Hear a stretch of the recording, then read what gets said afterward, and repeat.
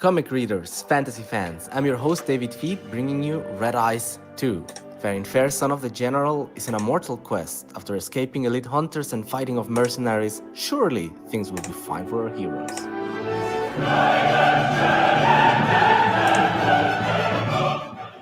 Red Eyes is back with more pages, action, monsters, a new Ashcan, and new entries in the Sexy Monster Girl Bestiary, only on Indiegogo. Awesome. What's up, everybody? This is Phil from Zaid Comics, back again with another awesome interview. We were doing these a lot recently, which I had a lot of fun doing them, getting to know people and showing you guys some sick new comics that are being crowdfunded right now. And if you guys don't know, I am the writer and co-creator of Magic Cop and the Lost Pages, which are on Indiegogo right now. Magic Cop 2 is launching very soon. And like I said, another great comic today we'll be looking at. So if you guys have not yet subscribed to the channel, please do so. We're trying to get to 1,000 subs this year. That would be so cool. And we're talking to David Fee today about Red Eyes 2, which you just saw the trailer right now. And we're going to be talking with it. We got a Comics Mate in the chat. What's up? Thank you for tuning in.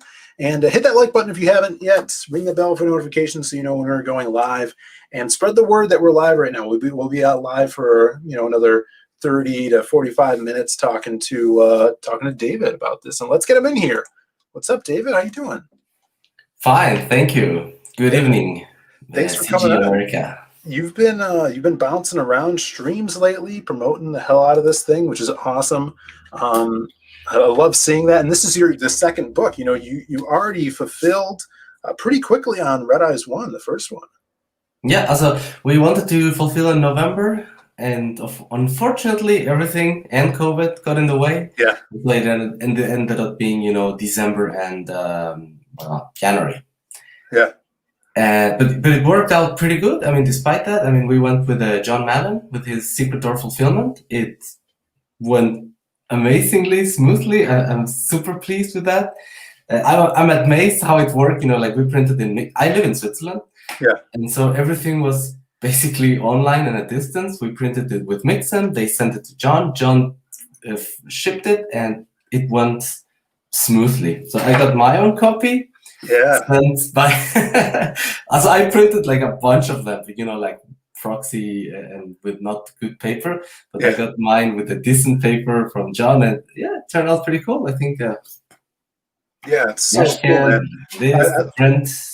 That's really cool because I think you're the first that I know of that has actually went with John Mallon's distribution, which is really helpful for you because, like you said, you're in Switzerland. Very, very cool that was able to happen, and I'm sure it was amazing getting that printed book shipped to you finally in your hands. Yes, I was freaking out. I was, like in front of the people, I was like, very, very cordial and everything. But behind the scenes, I'm like, John, what the hell is going on? Oh, I'm freaking out. Everything's wrong. The campaign is over. My life is over. But he was super, super nice and like calm and calm down. It looks like this. This is normal. This like that. So I'm very, very, very, very pleased with it. I can highly recommend it to anyone, being international. It is definitely a viable option, and yeah, he's able to get those shipping rates at a really good price as well, which is really cool. He's done multiple projects himself. It's really cool. And I think John Mallon is a secret good guy. He puts out this persona that he's like mean and grumpy and stuff like that. But the coach and no, he is on a personal. Us, I haven't done a lot personal, but what I've had with him personal, he's very, very nice. Yes. Yes, he does that very professional, seriously, which is pretty cool. But yeah, man, Red Eyes, you're back at it for round 2, which is cool because I love seeing that you just shipped in the first one, and now you're sticking with the IP. You're going forward with it. But first, I want to talk about you, like how you kind of got into comics and creating comics on that side of it. How did that happen for you? Well, my goodness. I was born in Mexico, and I started studying biology there. And then I dropped out, unfortunately, because I spent the whole, instead of paying attention to classes, I was drawing my comics in the books of biology and stuff like that. And then I started studying design. I studied design management in Switzerland. And after that, like, I got married. I met my wife and got 2 kids. And I've always been doing normal jobs. I work at a bank now, as like inside the bank, as a receptionist, but not with the clients, but like with the security stuff. But I've always loved comics and anime and mangas and movies and all that good deal. And I was around YouTube since probably by the end of comic. I did not live the Gamergate thing. But when that thing was ended, I started going on YouTube, and then with Phil, what's his name, Captain Cummings, started complaining about comics. I was like, hey, this is interesting. And then your boy Zach came along, and when he started his Patreon and his first Indiegogo, I was like, damn, yeah, I want to do this. Like, I have this really cool story that I started drawing when I was 13, drawing and writing. And I always thought it was going to be like a movie or an anime or a video game. And when your boy Zach was successful with Iron Sights and Jawbreakers, I was like, you know what?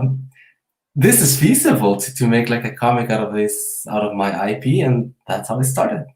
Yeah, man, that whole scene, and your boy Zach doing that, and all these people showing us that it could be done. Your ideas could be made and elevated to a professional level through the help of fans and crowdfunding. I think that is where a lot of people started, and we're here, and we have this stuff to show for it, which is really, really cool. I want to talk about the IP here and like the story, because you're pumping these out pretty quickly, and I think a lot of people want to know what Red Eyes is about. So the overall, how do you say, the pitch for the first one was, this is Conan the Barbarian, but with guns. Oh, and cool. I am inspired, or I was inspired a lot by the Dirty Dozen.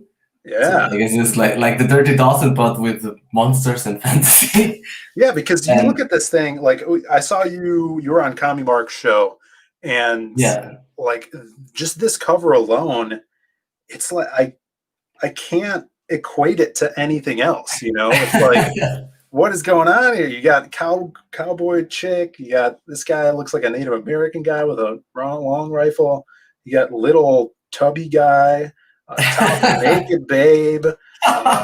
This guy back here looks like a Jack Conquistador kind of. Yeah, like a swashbuckling guy. A lot going on here. It's awesome. And I remember specifically that from your first book, you had that wraparound cover, right? It was really, you had a lot of characters going on as well. So this kind of, the only thing that it kind of reminds me of is, you remember Carlo Rowe's book Deathsworn, where it's like space opera, kind of like that. Where he also, like, one has an axe, the chick has a gun, and the other guy has like a swashbuckle as well. Yeah. And it's sci-fi, with spaceships and everything. Yeah, that's true. Yeah. Also, the idea is this is like a world much like ours. Yeah. And then at some point, the Industrial Revolution started to happen. So there's gunpowder, there's weapons, there's firearms, but very primitive ones. They like they have one shooter where you shoot and then you have to reload again. It's not like we don't have machine guns or like body armor or I don't know what. And you also have magical sort of powers and these fantasy creatures. And but also we call it power stones. Like, there's not magic per se, it's more like these power stones that can bend the rules of nature to a certain degree. And they're also very restricted. It's not like you can just snap your fingers and destroy like an entire city. Everything is more or less bound to reality in the world of Red Eyes. So like if one guy is an expert in these power stones, he's not going to be very good fighting, obviously, because he has to spend all this time studying. If one of them is really good at fighting, he's not very good at, maybe shooting or using the power stones. And it's more about the dynamic of the team in that sense. I think that's a good thing to think about because it balances characters, and that's like something you would do in like a video game, right? Like balancing and testing your characters and stuff like that, or fighting games. Balance is very key, or even tabletop games, like D&D and stuff like that. But you still, in your universe, you want things to be balanced so things aren't overpowered, and you don't write yourself into a corner where one character is just destroying everything, and then that could make for a dull character because he just always wins, Yeah, I know what you mean. Or like villains that are so overpowered that you just have to come up with some sort of yeah. You get blocked into this place and you're like, Deus Ex Machina this, and nah, right. Yeah, I feel like when you're writing, if it takes you, like, if you have a clever way of defeating a character and it takes you longer to figure that out, it's going to be better for the reader, instead of just making something up on the spot, and then it's kind of a letdown. I see. What's up with this tiger guy? Like, there's weird anthropomorphic characters. These creatures are like big, huge cats. They're kind of like the Vikings of the story. They come from this very raiding culture, and obviously they also, some of them live spread around the other kingdoms, and they're usually used as mercenaries, not because they're really big and strong. And he gets hired by the rebellion, which are the good guys, and he is accompanying the hero guy in fighting these two villains. Very cool. The hunters is what the villains are called. And so we see the swashbuckle guy and the sumo guy are there. I've already met the the lovely cat. Yeah, this is cool.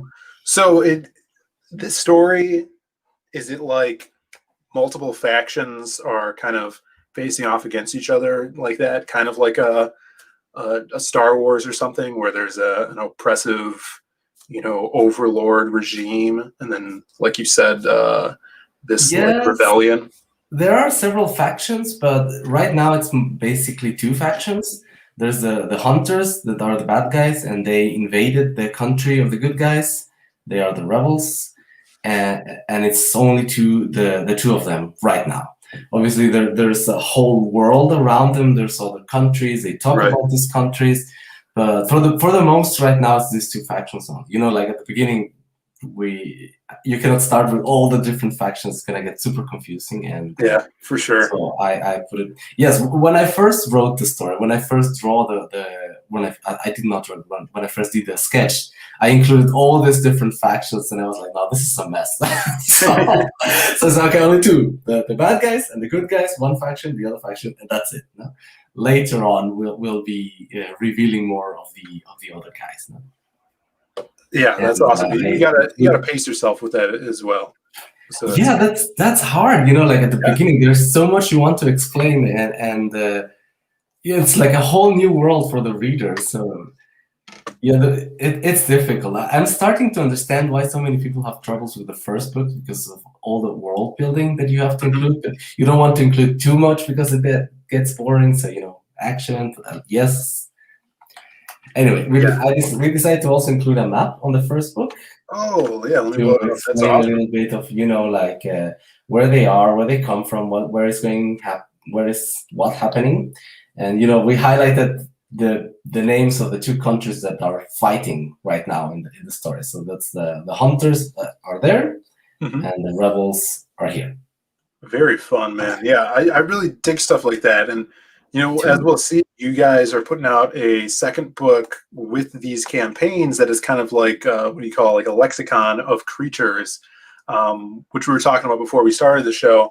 A lot of people are digging that. I think that's genius because I think in markets like manga and anime, they do that a lot to explain, their world building with different species and stuff. And you're doing something like that as well, correct? Yeah. If you go all the way to the top, the third image on the real thing is you can see one of the pages all the way to the top. Oh, I see what you're saying. This one right here.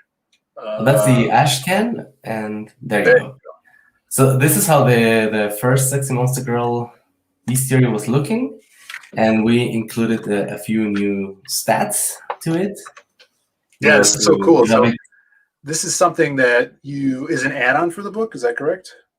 And the feature perk is going to be that, the book 2 plus the Sexy Monster Girl bestiary, 2nd edition. Yeah. Which is going to be focusing more on because the first one focused a little bit on everything, like forest creatures, sea creatures, flying creatures, so forth and so on. And now we want to focus a little bit more. And this one's going to be, only sea creatures and underground creatures to be thematic about it. This is so cool. Like this is my brother would love this stuff because he's a deviant, as I like to say. But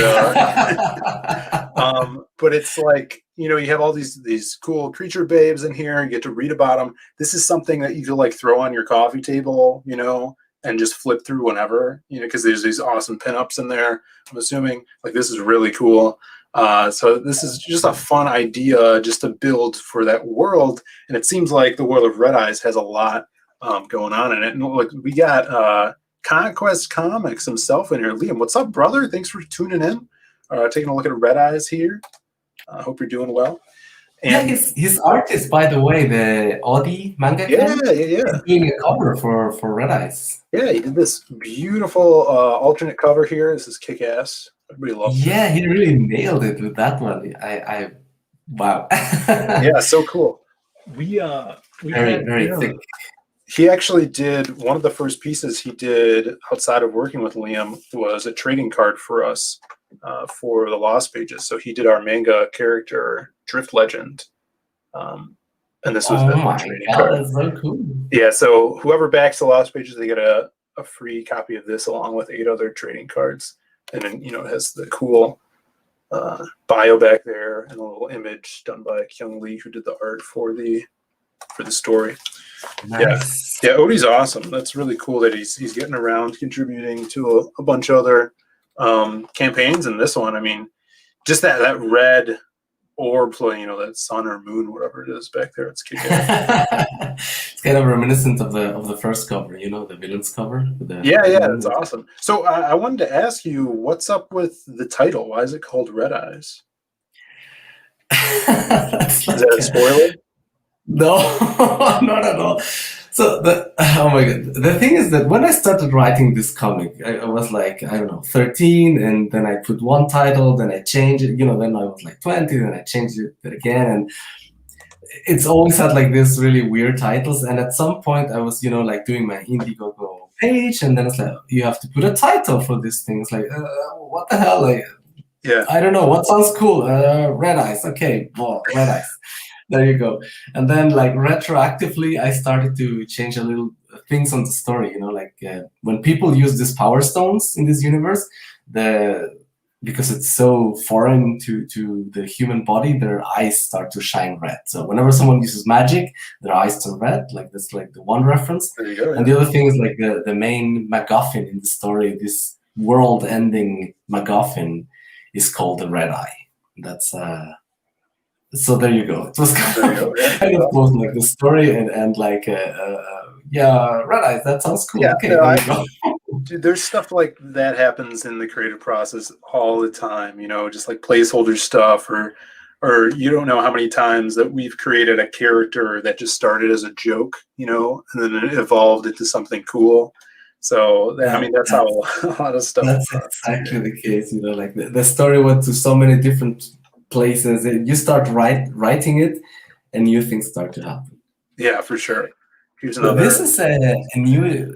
How do you say the Sexy Monster Girl bestiary already had this creature, but I didn't like the illustrations so much. So now we're going to improve the illustrations as well. So it's going to have new illustrations for some of the former monsters. It's going to include new monsters, and yeah.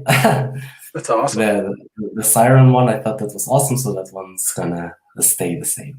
You should make tiny stickers that are these things, so you could censor it if you wanted to. Put that. That's real. That's interesting. When they open the book, what? It's censored. Oh, okay, it's a sticker. Yeah, that'd be hilarious. fun.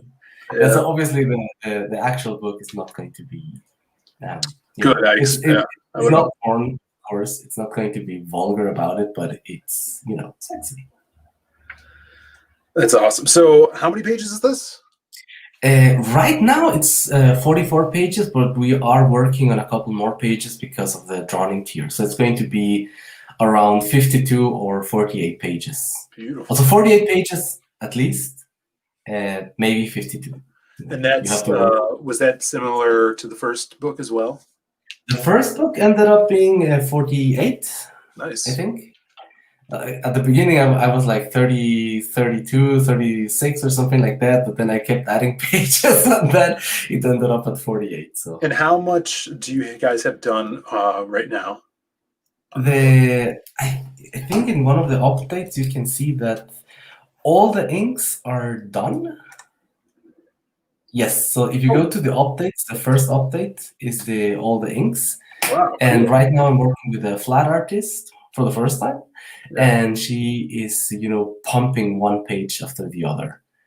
That's So cool. we have two colorists working on this. Who is the artist? The artist, his name is Christian Culicelli.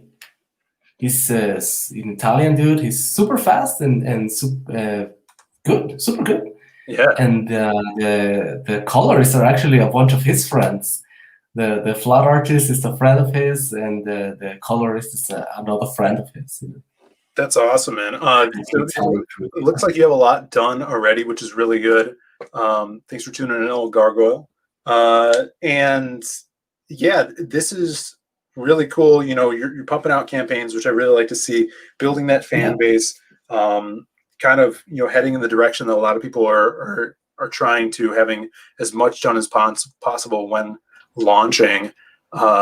Really exciting. And how long do you have an end to this series? Is this an end to an arc, or is there going to be more after this? What are you thinking for Red Eye? It's probably good. If everything goes well, obviously, it's going to be a long series, but it has an end. I thought it's going to be, I don't know how many episodes, but the story has a definite end. It's not going to be, I don't know, Spider-Man that goes on forever. There will be a definitive end. There will be story arcs where something happens. There's a lesson to be learned. There's like a chapter end, and what I'm trying to do is that each book ends in a, how do you say, not a cliffhanger, but kind of cliffhanger, but sort of it ends in a pleasing way, right? Where if you stop reading this, it's kind of like the European comics, like, I don't know, Asterix and Obelix is probably the one book I'm always thinking that at the end of each book, you see the whole town in this dinner table and, having fun, no? Right. And I'm trying something similar to each book ends in a somewhat pleasing way while the overarching story is still continuing. And the same for the story arcs, like at some point the story arc ends and then a new one's going to begin, but there's like a definitive end to this. That's my idea anyway. Very cool. Yeah, the first story arc is probably going to be like 10 episodes. Oh yes, this is also Audi is doing this additional cover, and Oliver Lee Arce, the guy who is coloring 3 Nights for Days, he's also going to color a couple of pages in Red Eyes, and he did this pin-up that's going to be a print and a trading card. Very cool. Now, is that something that you add on, or is that going to be a stretch goal, or how are backers going to get that print? The trading card is probably going to be included, and the print probably a stretch goal, or maybe I put it anyway. Yes. Like the first campaign, like my wife's like, "No, stop promising so many things. Like, keep it simple." We'll see. This is really cool. We'll see. But is this one of the main characters? This chick? This is one of them. That's the chick on the right on the Audi cover. Mm-hmm. She is the codename Gambler Girl. So she's the thief of the group. No, she's the one who's good with knives in her hands and playing cards, and she knows people in casinos and stuff like that. And obviously, she's very good at stealing stuff. So, I mean, it seems like there's a lot of characters in here. Who are kind of like the main characters the story follows, or does it jump around a lot? How do you really format a story like this? Right. So these are the villains. Sure. And you don't see them as much as the heroes, obviously. Of course, yeah. If you go to the to the Audi cover, Yeah. or no, hold on, go up, like that one. So the guy in the hat, he's the mentor. He's a mentor figure in the Really comic. cool character design. He looks like I was a little bit inspired by the Vampire Hunter D. Yeah, for sure. And so he's like the Obi-Wan Kenobi of the team, except he doesn't die, immediately. He doesn't make himself vanish. Yeah, he'll be around a bit longer. And the other one is the guy with the mohawk, Blondie. He is the protagonist of the story. So the whole story revolves around him, basically. Blondie. He's the one who's going to have to learn a lesson and improve as a person, or maybe not, I really like his weapon because it's like a badass sword, but it's like not like a sword I've seen before. Like it doesn't have a pointy tip, right? You can see here. It's pretty cool. It's like a saw blade sword. Exactly. Also, the inspiration for this weapon is like in the medieval ages, you had normal swords are kind of flexible. Mm-hmm. They're not stiff. Yeah. And they have to be because in combat otherwise it would break. Mm-hmm. But they also made things called executioner swords, which are not meant for combat. They're meant to execute people. Yeah. And they're really, really, really stiff, and they have like a square form, and they need that to be heavy in order to be able to cut bone and chop someone's head off. Mm-hmm. And that's the idea, that he's so strong that he can use one of those weapons in combat, and the serrated thing is so that he can slice through armor and stuff like that. Yeah, it's brutal, man. That's really cool. Yeah, it's not going to be a nice day if you get sliced by that thing. Look at that. That's super cool. So he's the protagonist, and the story mostly revolves around him. And the way I handled with so many characters, because there's like 9 different protagonists, 9 good guys. Yeah. And the way I did it is that we don't see them all the time, all of them. I mean, obviously sometimes when they're planning stuff, yes. But for the most, it's like they divide, like you go this way, the other ones go this way. For the most, we follow the hero, who's going to be accompanied by different guys of this group. So at the first book, he was with the mentor and the chick, the black chick, his love interest. And in the second book, he's going to be with the cat and this gambler girl. Now we see more of them fighting together. So that's cool. Kind of how I manage. And of course, sometimes we also move not a little bit, seeing the other characters, like they went to this other mission, and so we see them a little bit. And otherwise, I thought it was going to be a mess. Like seeing 9 characters on the page, I don't know, or something could get pretty messy. Yeah, that's hard to do. Like in my eyes, and a lot of people say this, like having a lot of characters, like a team book or something like that, is difficult to plan out. But it seems like you with your world building and so much kind of building up these characters, it seems like you got it covered, man. And the place you're going.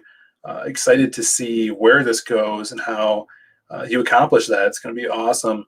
I wanted to know what were kind of like some of the comics you enjoyed growing up, kind of getting into this, and maybe stuff you pull inspiration from. I know you said you were into anime and stuff like that as well. Oh, I hold on, I can show you some of them. Yeah, sure. 1 second. For sure, man. Yeah, everybody. Thanks for tuning in, everybody. Just talking about Red Eyes, as you see. And if you're tuning in right now and you guys haven't yet, please subscribe, hit that like button, ring the bell for notifications. We just did a stream with Billy Tucci yesterday, right? Yeah, yesterday, talking about his new campaign. So check that out, too. That was awesome having him on here. David's back.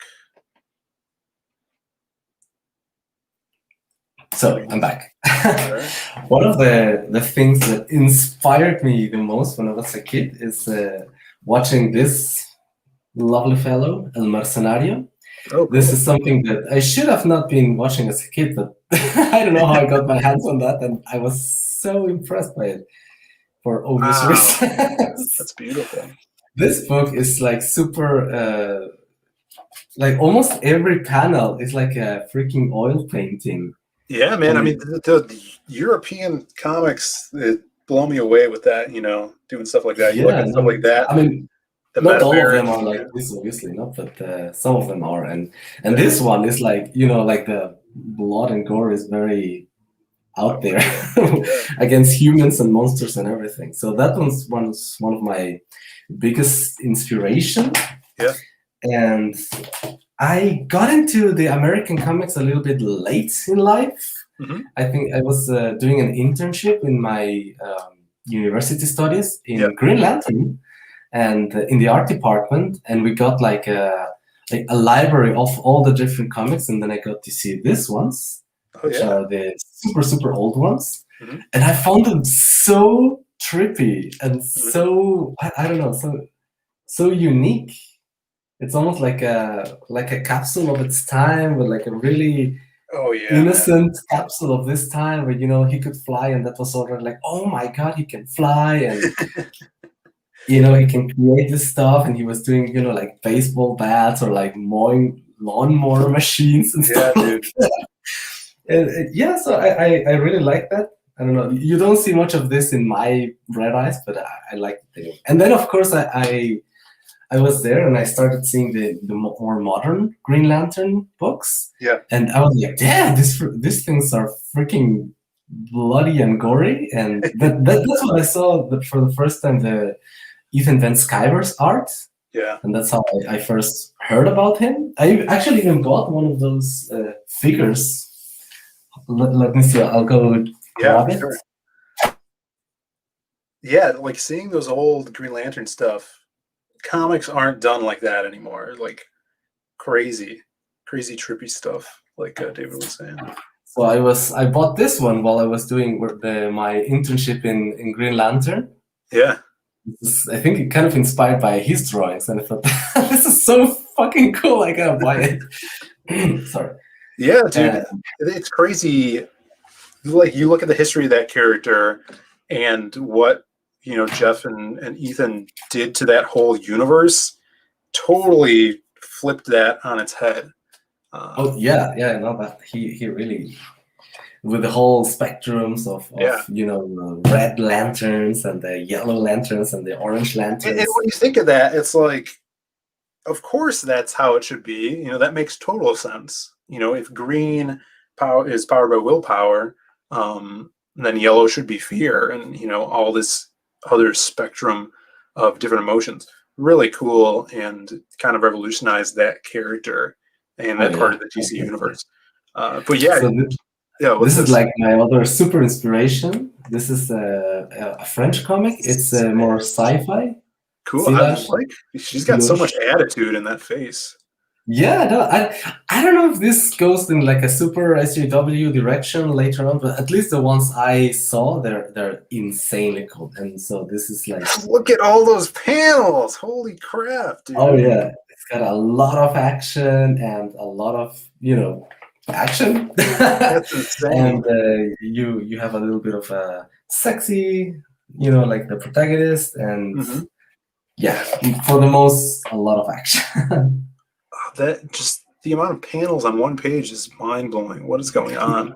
Well, the thing is that European books, they're usually in this like A4 format, right? A bit bigger than the. Also, I printed Red Eyes in the American Standard Comics, and you can see they're quite, so they're quite bigger. This European comics, and those are my biggest inspirations. I think very. That's awesome. That's really cool, because I feel like, though, that kind of stuff, not a lot of people that are doing crowdfunding right now look at that stuff. Not a lot of people in CG are looking at European comics and pulling from that, which is the great thing about crowdfunding, because you're going to see so many different types of art and styles and storytelling styles, which is really cool. but yeah, that's awesome to see. That's really Yeah, cool. people inspired. I mean, you get like Xenotype that's more like manga inspired. Of course, You yeah. get, obviously Jawbreakers and Cyberfrog are more American inspired, but and you've got also very more European. I mean, your book Lost Pages is a bit of a mixture of so many different things. Yeah, I I mean think that's it was kind of like doing that was an exercise of writing and storytelling because we expanded so many different genres for sure. the one I love the most was Wildcard because fantasy. That's Yeah, my favorite genre. So I was like, hey, he's and so then fun, man. And those sirens, those flying sirens, they look so Yeah. freaking trippy. I was like, Dude, wow, yes. Joe Ball killed it on those. He did such a great job. And I want to do more with those sirens too, because I think they're kind of the cool characters we can come back to in the future. But yeah, the whole idea of Wildcard is basically, he lives forever. He doesn't age. So from Merlin times, he has a story basically in every decade, every time frame. So, the Victorian era or a Wild West story I want to do with him in the future. Kind of like a Jack the Ripper story I want to do with him. So, he's fighting all these mythological creatures. That's kind of like my way of exercising these mythological needs out of myself, being like, I love, this creature from mythology, and I could do that with a Wildcard story. And then you look at that, and then we have, like you said, like a manga style stuff with Kyung Lee's art. It was so fun. Battle Maiden Knucklebone also looks pretty cool. Yeah, it was kick ass, man. Red Eyes, man. This looks like a ton of fun. It looks like you're super passionate about the world building. And guys, if you were interested in this book, definitely check out this featured tier with that Monster Babe book as well, because that's going to be a lot of fun. I think, I see a lot of people doing it right now. You kind of beat a lot of people to it. So everybody needs to take advantage of that. That's a really cool way to still show off that universe, even if it's in a different format. I really dig that. But yeah, David, anything else you want to say about Red Eyes 2 before we well, I guess it's not meant for kids. The story is probably rated R. I mean, if you want to show it to your kids, like by all means, but I would say this is rated R. It's not like blood gore galore. It's more it's I don't know. It's not vulgar. It's not like mindless slaughter, but it is not not meant for kids. That's good. Yes, I'm super passionate about this project. I've been writing this since forever. Yeah. So all the characters are pretty developed, like even the villains, even the filler villains, if you like, or cannon fodder villains and cannon fodder protagonists. They all have their stories where at some point I wrote the biography of their lives and how they ended up in this mission and so forth and so on. TDs. Yes, there'll be just a little bit. There's one on the cover. Actually, there's 3 on the cover. Yeah, actually, there's 3 TDs in the cover. Yeah. There you go. Yeah. Dude, El Gargo, if you're gonna get this, you got to get this Babe book, because I mean, we saw the stuff that's in it. Let's see, like this as well, like these. This is actually a drawing that I did, and my traditionally, and my inker went on to do it digital inks, because I cannot digital anything to save my life, so I did traditional, and then he, did me the favor of. And I saw that Oliver Liars is actually in the chat, and he's the one who did the lovely Babe. Oh, there you go. Hail, muchachos. Yeah, hail to you too, sir. Yeah, I just put the link in the chat. It's also in the description, people. As well, I wanted to ask about this. What is this new ash can? Oh, yeah, so this guy, Rafael Cristani, who's working with Aaron Calamari in this new thing called Murder Weapon. Yeah, Murder Weapon, yeah. I contacted him. I saw his drawings. I was saying, would you be interested in doing like some something for me. And the thing is that for the first book, I included an ashcan of the second book. And now that Red Eyes is starting to get to be known, hopefully a little bit more, I thought of doing including an ashcan of a new project. So this is going to be a sci-fi project that may be coming, or I don't know, our next campaign, maybe this. And yeah, it's tasting the how is it not tasting the water, testing the waters, yeah. Testing the terrain, the waters of a new IP. So that's to that. This one is included in the feature perk. Oh, very cool. Yeah, so that's the way to get it. That's awesome. Yeah, I really think his art, his faces are great. Yes, so cool. I saw he nailed it. I saw a lot of Murder Weapon. Aaron showed me, and it looks awesome. So that one's going to be really cool too. So if you guys like this art, grab this and then go sign up for the Murder Weapon mailing list. It's up right now. Yeah. So this is the ashcan that we included for the first campaign, which is basically the first pages in black and white of the second campaign. So what you see there, oh yeah, nice. It's going to be a little bit of sexiness, and so forth and so on. And this sort of thing we're going to include with the second campaign, but with this new IP. Very cool. Now, I forgot to ask, is this Red Eyes 2, is the interiors black and white or colored? Colored, yeah. Very nice, full color. Sweet. Awesome. Yeah, everybody check this out and get on it. To tell your friends, spread the word. Sharing is caring, people, so pump it up on social media. That really helps. Yeah, and before we get cut out here, David, if you don't mind, I was just going to talk a little bit about the books that we got going on here.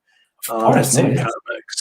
Yeah, guys. So the big thing we're pushing right now is Magic Cop 2. It is the sequel to the book that started it all for us, doing crowdfunding. If you guys haven't seen it, it is a mashup between 1980s and Monsters and Magic. Basically, Miami Vice meets Halloween Town. You got those 1980s babes, fast cars, flashy clothes, and werewolves, witches, and wizards. Ice cream. Yeah. And this guy here is half giant, half leprechaun. His name is O'Hara. So it's kind of the comic relief of the bunch. He's a big brute. He always has food in his hand because he's always eating. Everyone loves him. How the hell did that happen? A giant and a leprechaun. I don't think about it. It's gross. No, he's really fun. He's got to have some great moments in this next one. My brother is already 36 pages in with pencils and inks. He's working all the time on the interiors.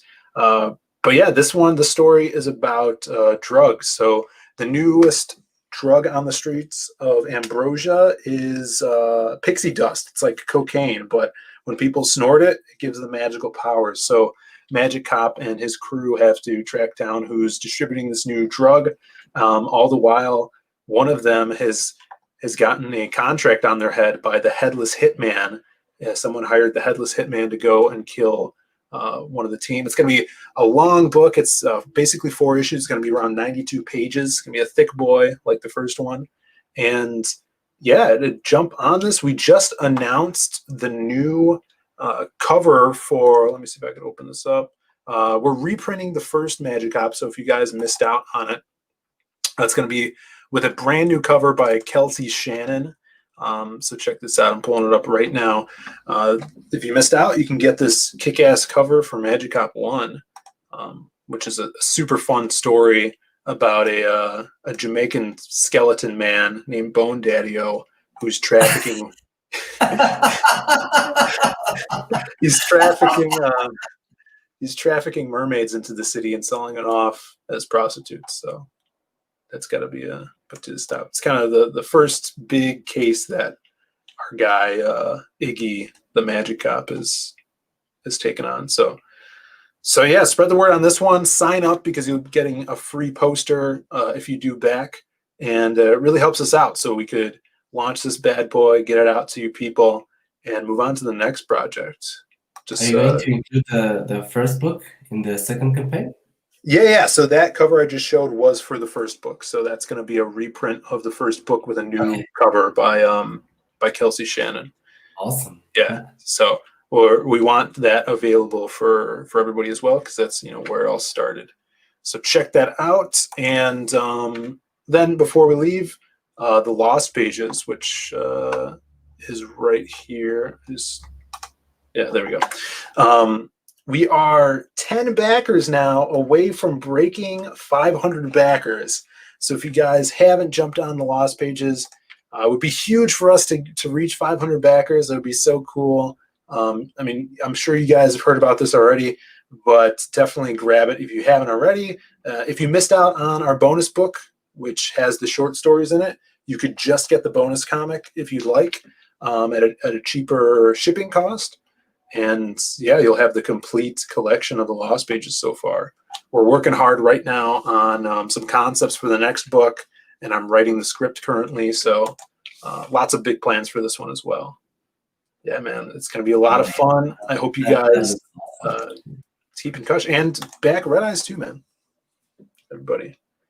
Only 10 more days. My goodness, this is getting hectic now. Yeah. Now, is this your, how many days were you up for? Did you do 30 days first? Yes, this is the last 30 days, so Oh, we already really? extended. Very cool. Yeah, everybody definitely back this, because he needs to get funded so we can go on demand and help him out there. Looks like an awesome project. Lots of passion behind it. And thanks for coming on, David. It's been. Oh, thank you for having me. Yeah. No Thank you problem. very much. Anytime. I'm glad we got you on. I'm glad you were on Mail-In Show tonight as well. And hopefully that helps out. Definitely follow David, everybody. Where can people find you if they want? I can put also it's Hans Angel 9. I put it on the comments at Hans Angel 9. That's Twitter. But if you search David Feed, you'll find me on YouTube, and you'll find me on Twitter as well. Awesome. Cool, man. Yeah, everybody, again, hit that like button, hit the subscribe, ring the bell for notifications, let everybody know that David is doing Red Eyes 2, share it around on all social medias, and let's get this guy funded. Until next time, everybody, thank you for watching, and we will see you then. Bye, everybody.